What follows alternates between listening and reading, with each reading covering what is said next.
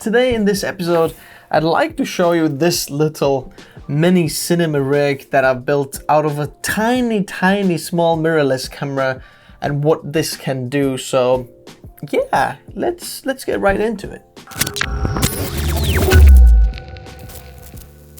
So believe it or not, but inside there, this tiny little guy over here is Sony a6500. Okay, it's a little bit of an older Sony model, but there's a lot of things around it, and I think this is pretty interesting what's happening over here. So the main thing that kind of makes this all happen is PD Movie Live Air 2 wireless follow focus system and Rig Air, which is kind of this half cage that can be put on this Sony camera. If you've seen my YouTube stories recently, I actually modified all of this to make this happen and to get all these features over here. So I had to use some actual sharp tools, cut a bit of plastic up, make a bit of hole so that this would all work. So if you know Sony a6500, then you probably know that Sony 6500 has some big problems when we're going to talk about using this cinematically or cinematic way of using it. Then there's some big fallbacks. It's very small, it's not very aesthetically good to grip handles because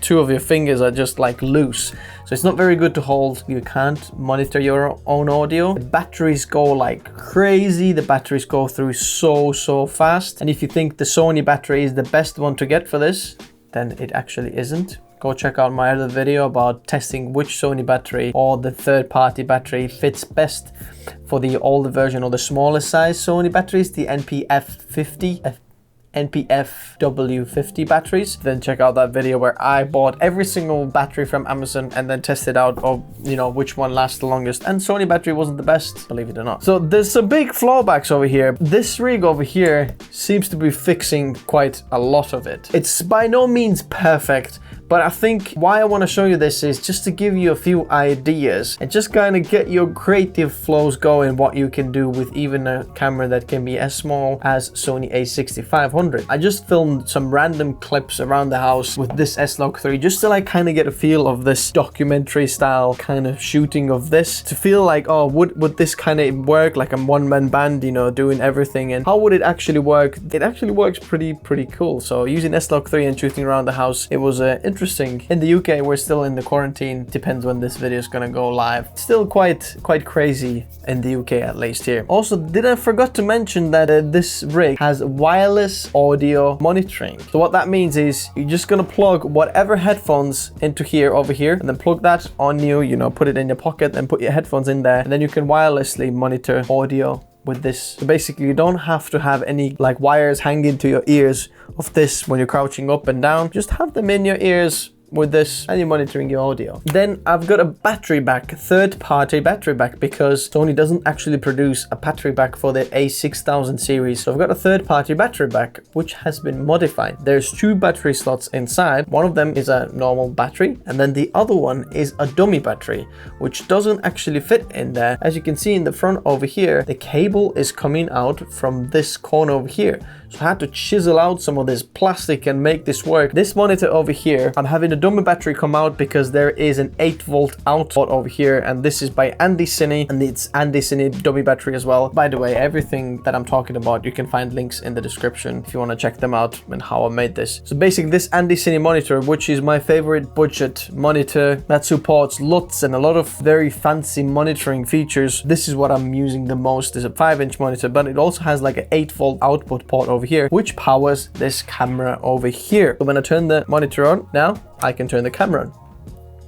As you can see, the camera is on, and now the monitor is finally on as well. Okay, as you can see. So that is so that's going to sort one of the biggest problems, which is the battery. So now I can just flip one of those big bad boys over here, the Sony F batteries, and then now, boom, you've got a lot of power, and that can last you for a long time. And then basically there is a half cage attached around this Sony a6500, and on the half cage, there is a 15 millimeter rod, and then that's got the follow focus motor attached, as well as the transmitter or the controller. So when I'm using both hands like that, this is exactly where my thumb is, and I can easily just with my thumb use it for focusing and adjusting the focus or follow focus, which is very, very, very useful. You know, I'm just filming over here, and then boom, I can go in focus. This is a Sigma 35mm f1.4 lens. Trying to film some stuff on f1.4, flipping heck, you're gonna struggle with nailing focus with this monitor, and then with this, not a problem. Trying to do that on this actual screen over here, no go. Okay, so basically that is that. This actual trigger for the follow focus over here can be detached, and then, you know, someone else can pull focus as well if you want. So that's really cool. But then we've got a PFY voice over here. So that little dead cat, or like little dead mouse over here, because it's tiny. So it's a really cool, like a small microphone that it's kind of the competitor to Rode Micro, but this is much more sensitive than the Rode Micro. So it's like a cool little microphone to use. It's plugged into the internals over here, so it's recording the audio straight from there to the camera. I'm also using this Andy Cine, like a vlogger, little mount over here with the SmallRig little magic arm attached to that one, because then that takes me away from the microphone, gives me a little bit of space, and also gives me like quick adjustment of the monitor, so I can adjust the monitor up or down when depends how I'm shooting. So the cable I'm using is the PFY because it's very skinny, so I don't have loads of big cables running around. It's very nice and easy to wrap it around things. I like that cable as well. One of the last things, or the last thing over here that is over here, is this Rode Wireless Go over here, because this monitor also has a headphone port where you can monitor the audio that's been sent to the monitor via the HDMI signal. It's sending the audio out from this headphone port and then sends it to this Rode Wireless Go, and that is attached magnetically to the back over here, so I can easily just boom, plug it over there, and it's very easily, you know, attachable over there, or taking it off, charging it. Very cool. I'll leave these magnets in the section below. Very small magnets, but very, very strong. And then the other side is like the other bit of the Rode Wireless mic receiver, and then from the receiver I'm plugging my headphones in over here. That's the output, and then I can hear what's going on. So some of the good sides of having this rig and some of the problems that it will fix are that, first of all, obviously the power. All power problems of camera running out of power sorted. Secondly, better focus control, much better than using your hands. You have a wireless focus control, much better and much stable when you're using it in your hands. It's much better ergonomics. So basically now you have two hands on your camera facing like that.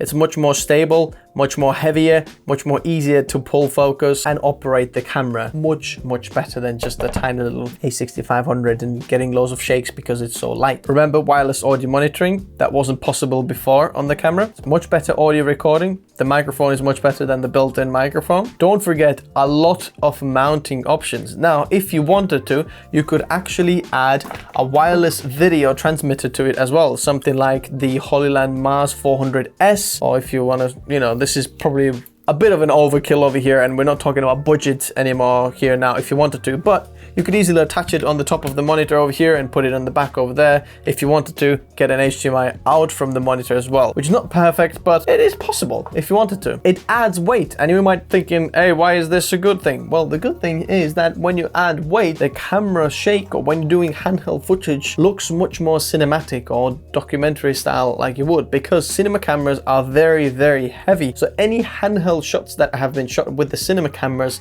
have this type of shake that is famous with cinema cameras, or it just comes because the camera is so heavy and there's not just this little jitterings, but more like bigger shakes, and like this by adding much more weight actually produces as well. So the shake or the weight adding is very, very nice. Now this might be a surprise to you, but even if you upgrade the camera, let's say you're gonna go with A7 series cameras of Sony cameras, or you go for Canon cameras, Nikon cameras, the cool thing is this half cage is actually modifiable. So basically you can make it go up and down. There's like modified options over here, which means that you can change the camera but still use all of this equipment around what I've been talking about. And the last side, and probably one of the most important sides, if you know what I mean, of why you would do something like that, is when you turn up on a shoot, instantly you're gonna get some respect from your clients. Whoa, what's this guy doing? Flipping heck, that looks That was serious. What are you shooting at? So, do you want to do some more work for us?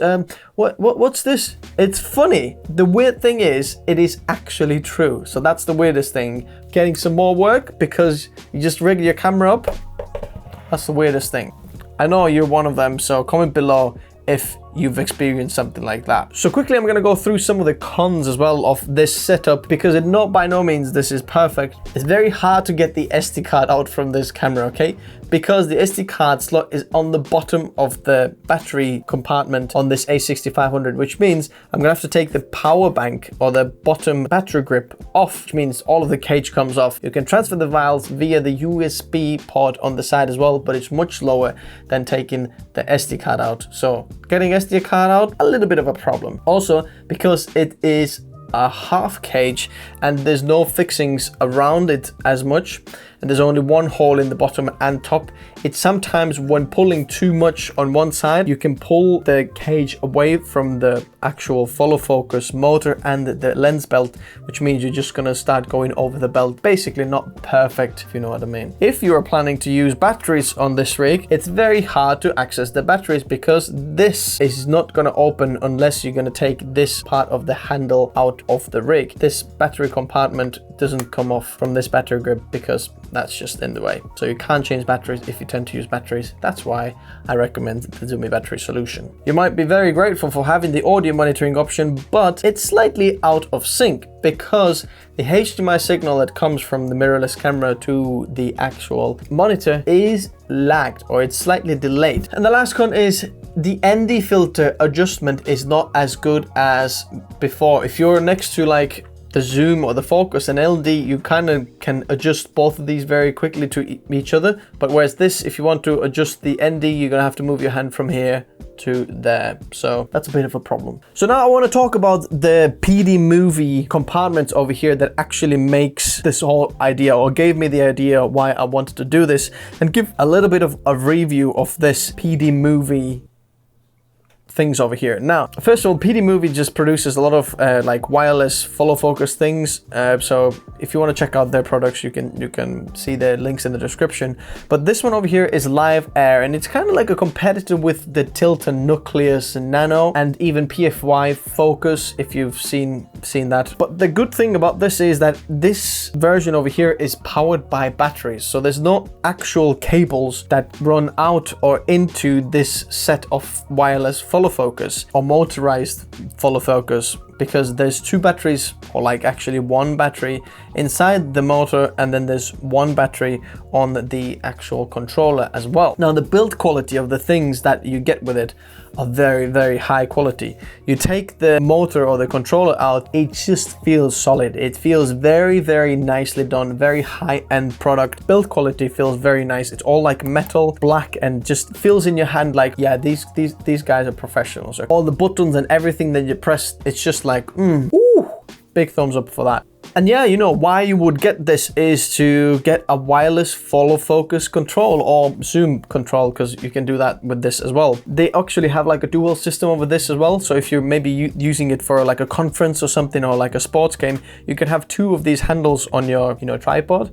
And then one of them is zoom, where it's much easier to operate rather than a wheel. So having like a button forwards and backwards operating the zoom, and then follow focus on the other side like that. So it's possible like that as well. But I think this is what most indie filmmakers or documentary filmmakers or even wedding filmmakers are going to go for. I wouldn't call it like a professional cinema grade, but entry cinema grade.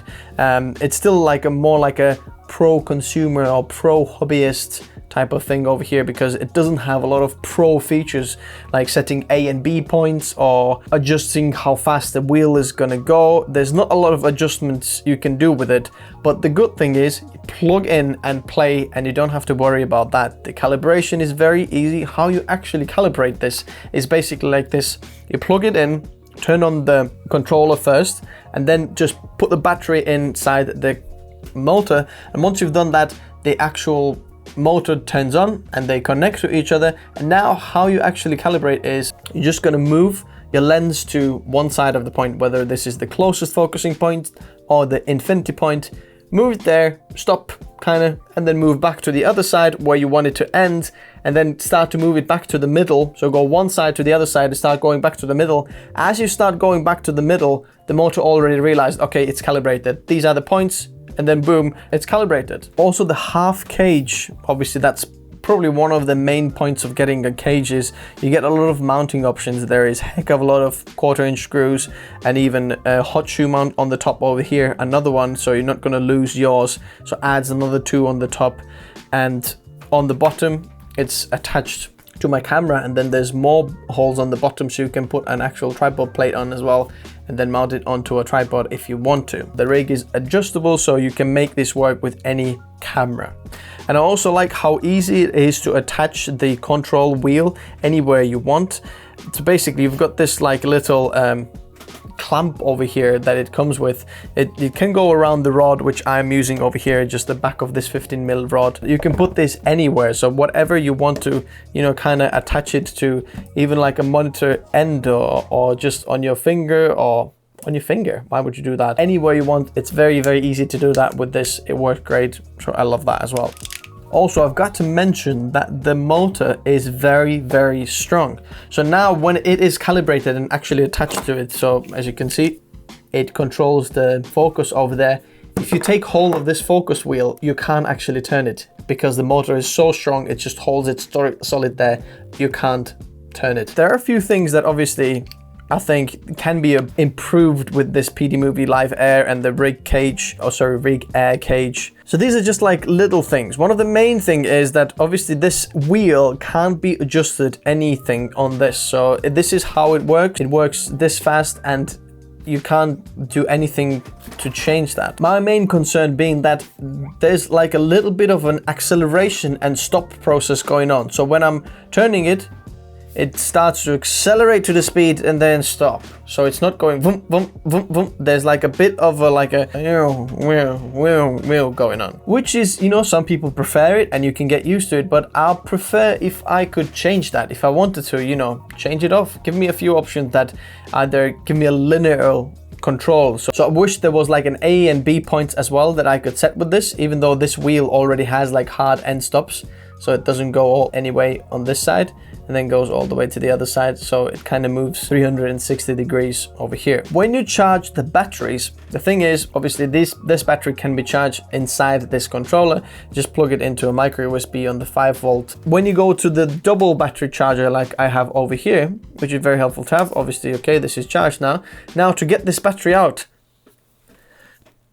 it is quite hard because there's some kind of like a rubber texture. It is very hard to get them in and out. Another little odd feature is that you can't turn off this motor. So this motor, there's no off button. There is just a calibration reset button on the side over here if you want to recalibrate your motor, but you can't actually turn it off. Whereas, you know, the controller can be turned off and this does not automatically turn off. What you have to do is just pull the battery from the actual motor and then it turns off. I wish there was a power button. Now the lens belt that comes with this rig I think is lower quality than anything else. I don't think the lens belt is very good quality.